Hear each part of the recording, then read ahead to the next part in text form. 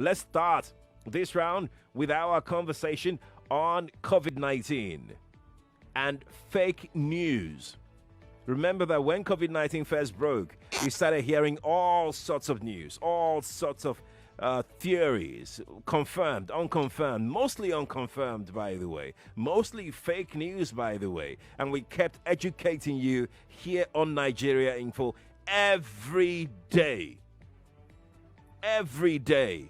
You can attest to that. Non-stop education on COVID-19 every day here on Nigeria Info. Well, it's come to our notice that it's important that we continue to educate you once more, even though government is trying to relax lockdown. So it's a wonderful day to do that. It's raining out there. If you want to go out, be careful. Be prepared for a wet day.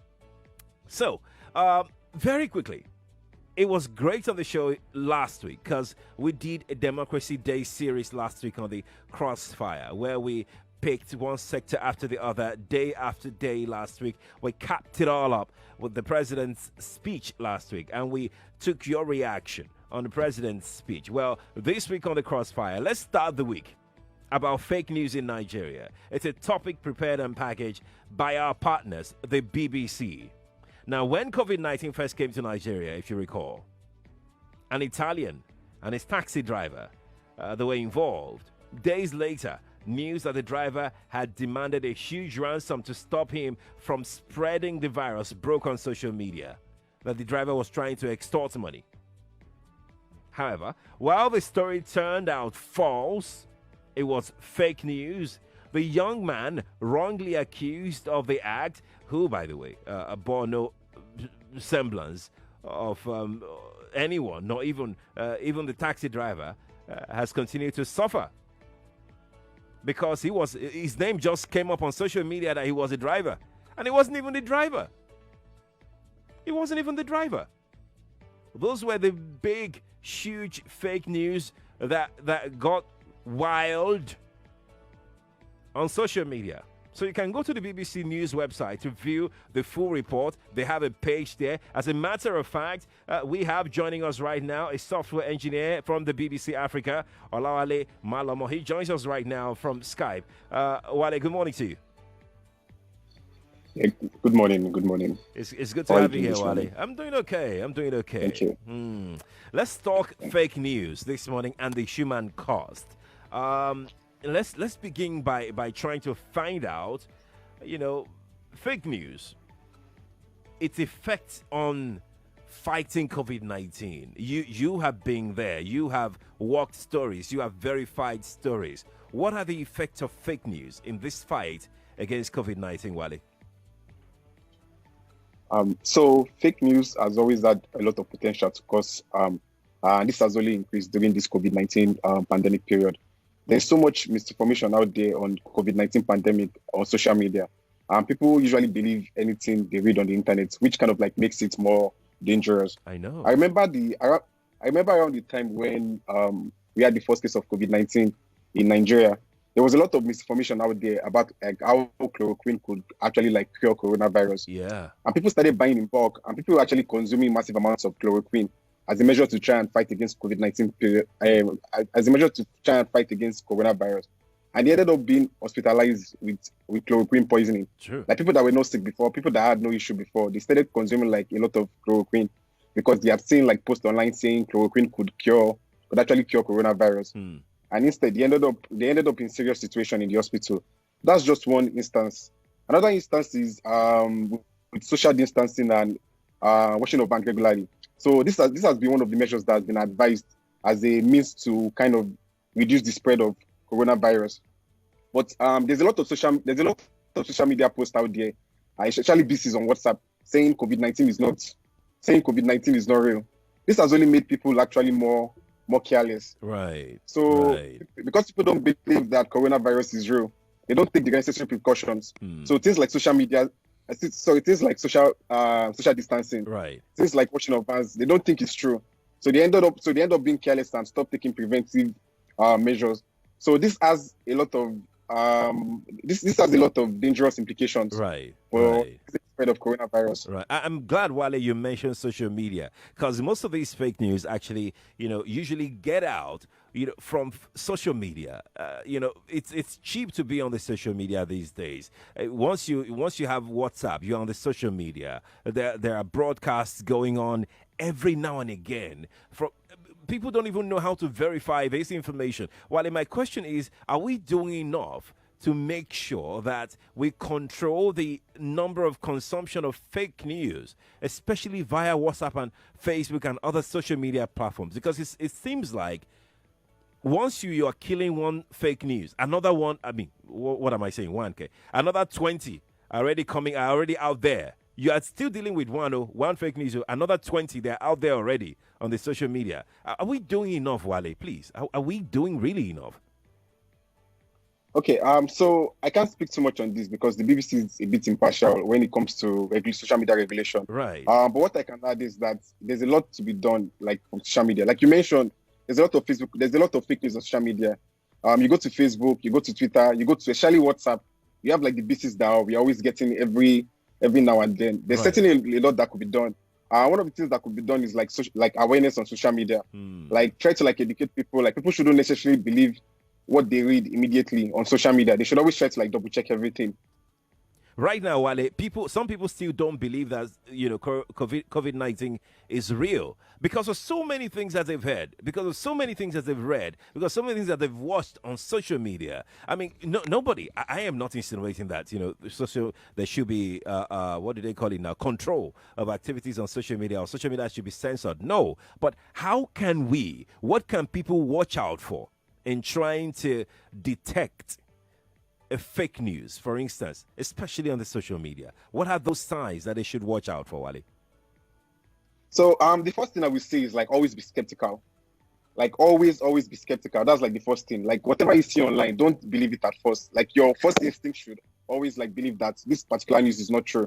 So there's a lot of misinformation out there, and this has been amplified by the rise of social media platforms, like we've mentioned. So the first thing, always check the sources. Who shared it? Who actually published it? Who was it? The government that shared the news? Was it a particular? Is it a verified news source? Is it a news outlet that is known to share fake news? So always double check everything.